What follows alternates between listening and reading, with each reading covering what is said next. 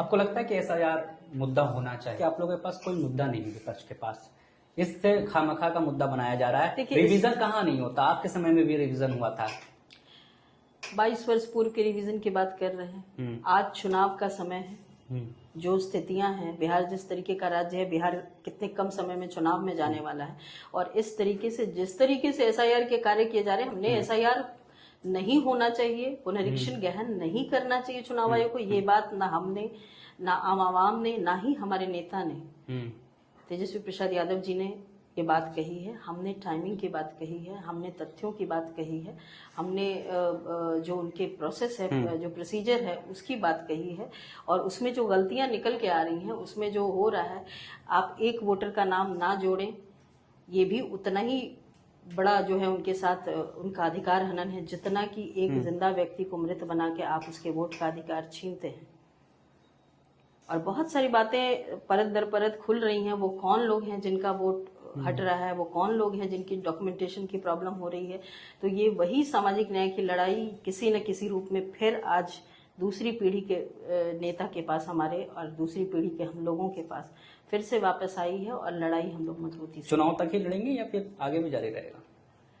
मैंने कहा कि हमारे नेता, जिस बाई चॉइस की मैंने बात कही है, उसमें गंभीर राजनीति, वैसी राजनीति जो खुद के लिए पद प्राप्त करने के लिए नहीं है, सिर्फ केवल मात्र नहीं है, जीवन लोगों के बेहतर के लिए है, सबके सम्मान की बात है, सबके सामाजिक प्रतिष्ठा की बात है।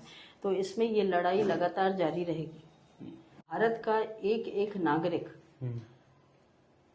चाहे वो किसी भी दल को वोट करता हो, चाहे वो किसी भी विचारधारा से जुड़ा हो, मुझे लगता है कि वो यकीन इस बात में करेगा, उसको ज़रूर यकीन है इस बात का, जो तथ्य आ रहे हैं, जो चीज़ें आ रही हैं सामने, वो देखकर उनको ज़रूर ये महसूस होता होगा कि वाकई जो है कुछ लोग ऐसे हैं, कुछ दल ऐसे हैं जिनका एकमात्र हासिल है बाय हुक और बाय क्रुक सत्ता करना, हाउ टू रूल ते जानते हैं।